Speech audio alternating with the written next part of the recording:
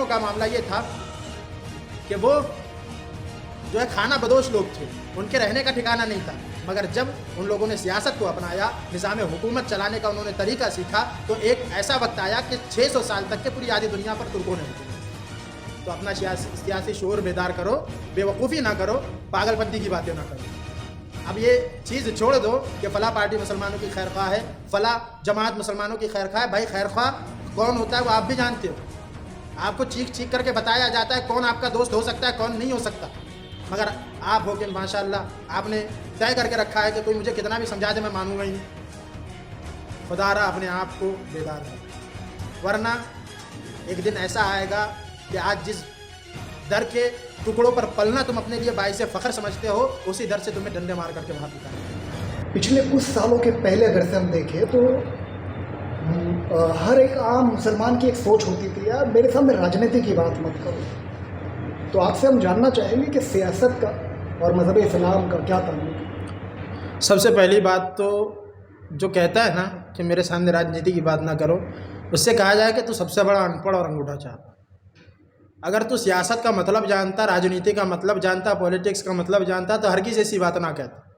سیاست کہتے ہیں نظام حکومت چلانے کو، گورنمنٹ سسٹم چلانے کو۔ تو اب بتائیے مجھے گورنمنٹ سسٹم چلانا کون سا غلط ہے؟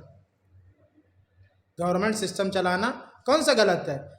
اگر غلط ہے تو پھر جو خلافتیں قائم ہوئی، جو سلطنتیں قائم ہوئی، 600 سال تک سلطنت عثمانیہ قائم رہی، تو سب کے سب کو ایک ہی جھٹکے میں آپ غلط قرار دے دو گے؟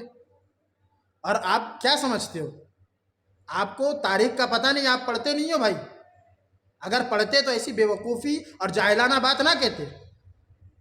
ہم نے سنا ہے نا کہ حضور برہان ملت جیسی شخصیت ہے، کیا یہ صرف جو ہے ایک دینی عالم اور دینی رہنما تھے؟ جاؤ جا کر کے یہ ہسٹری اٹھاؤ جبل پور کی، آپ جبل پور سے ممبر آف پارلیمنٹ رہ چکے ہیں، اور یہ برہان ملت وہی ہے جو اعلیٰ حضرت کے چہیتے خلیفہ اور سب سے آخری خلیفہ ہے۔ پھر اور چلے جاؤ خانقاہ کوچوچھا شریف، وہاں کے ایک مشہور بزرگ حضرت مجاہد دوراں سید مظفر حسین کوچوچھوی علیہ رحمۃ و رضوان، یہ ممبر آف پارلیمنٹ رہ چکے۔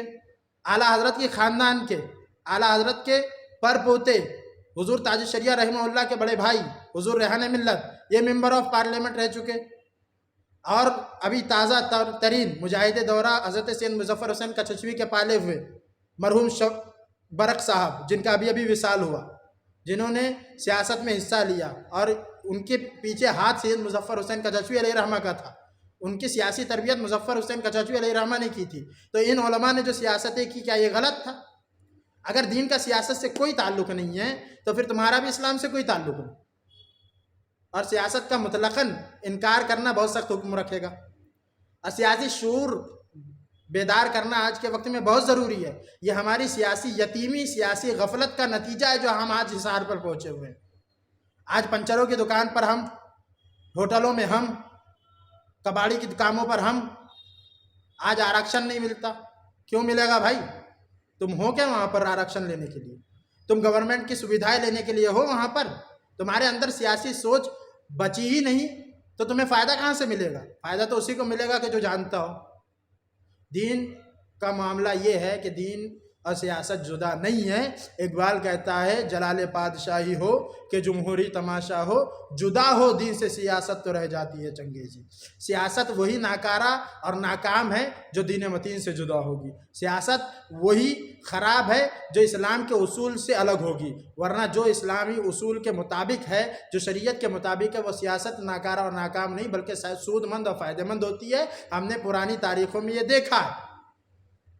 ورنہ ترکیوں کا معاملہ یہ تھا کہ وہ جو ہے خانہ بدوش لوگ تھے، ان کے رہنے کا ٹھکانہ نہیں تھا، مگر جب ان لوگوں نے سیاست کو اپنایا، نظام حکومت چلانے کا انہوں نے طریقہ سیکھا، تو ایک ایسا وقت آیا کہ 600 سال تک کے پوری آدھی دنیا پر ترکوں نے حکومت کی۔